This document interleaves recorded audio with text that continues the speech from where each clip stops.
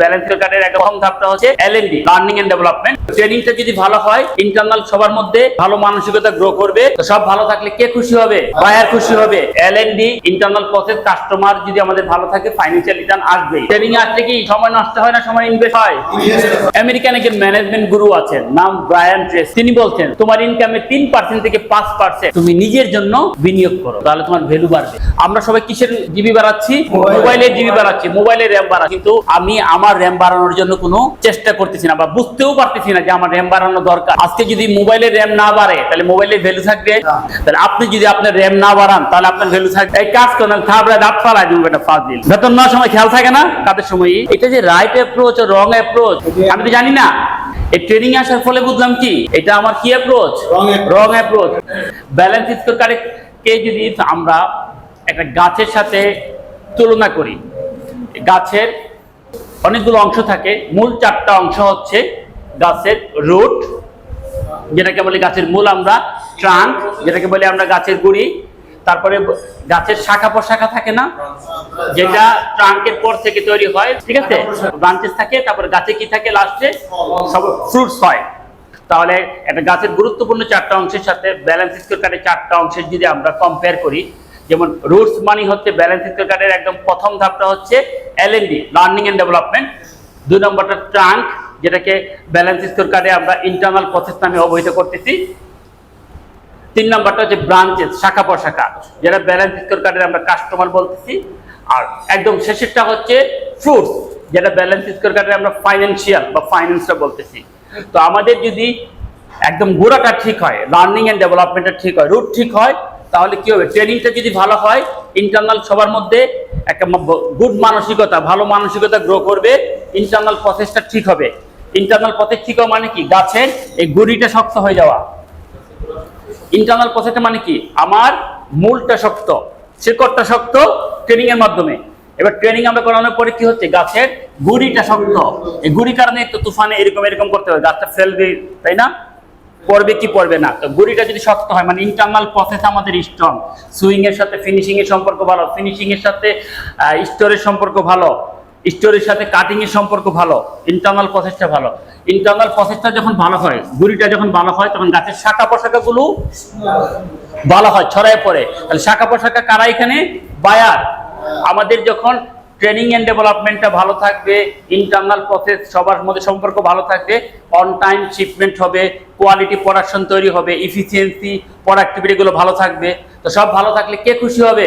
Buyer খুশি হবে। এক বায়ারের নাম কাছ থেকে অন্য বায়ার যখন জানবে এরা কোথায় প্রোডাকশন করে, তখন ওই কোম্পানি তারাও খুঁজবে, তখন কি বায়ারের সংখ্যাও বাড়তে থাকবে, আর এক্সিস্টিং যে বায়ার আছে তারও অর্ডার বাড়তে থাকবে। তাহলে 4 নম্বরটা, গাছের 4 নম্বর অংশটা কি বলতেছি আমরা? গুরুত্বপূর্ণ একটা অংশ, ফ্রুট, ফল। এবং গাছের যদি মূল ভালো হয়, গোড়া ভালো হয়, শাখা প্রশাখা ভালো হয়, তাহলে সেই গাছে ভালো ফল ধরবেই, ফলের জন্য চিন্তা করতে হবে না, তাই না? তাহলে আমাদের এই 3টা প্রসেস, এলএনডি, ইন্টারনাল প্রসেস, কাস্টমার যদি আমাদের ভালো থাকে, ফাইন্যান্সিয়াল রিটার্ন আসবেই।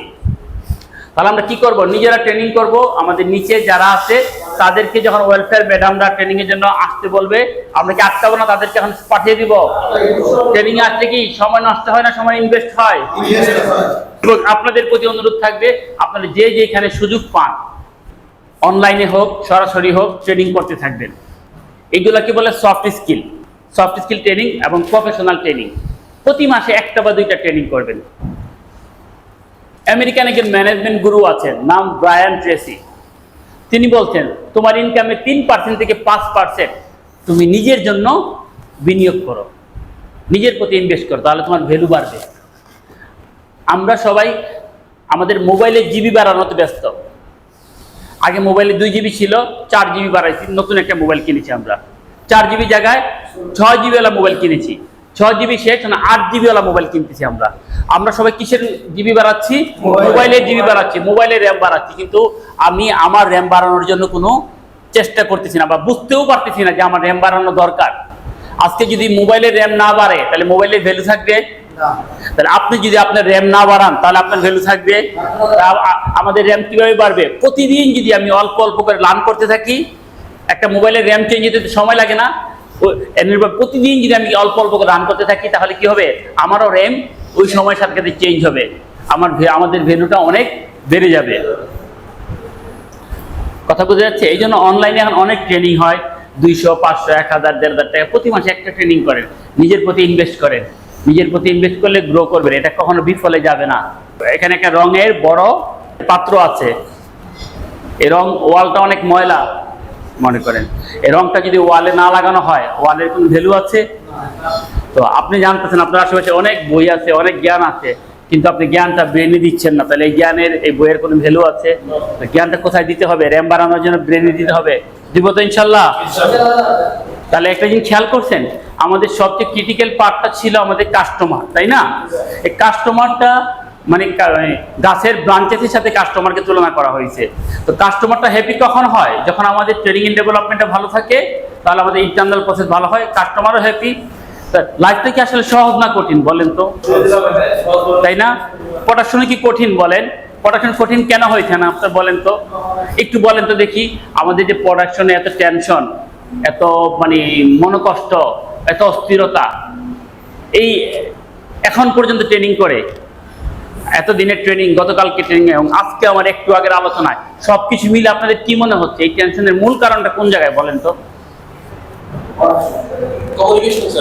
স্যার মূল কারণ এই যে স্যার, মূল কারণ এই যে স্যার, এই কাজ করেন থাবড়া দাঁত ফালাই দিব এটা ফাজিল। বেতন নেওয়ার সময় খেয়াল থাকে না কাদের সময়ই? এটা যে রাইট অ্যাপ্রোচ ও রং অ্যাপ্রোচ আমি তো জানি না।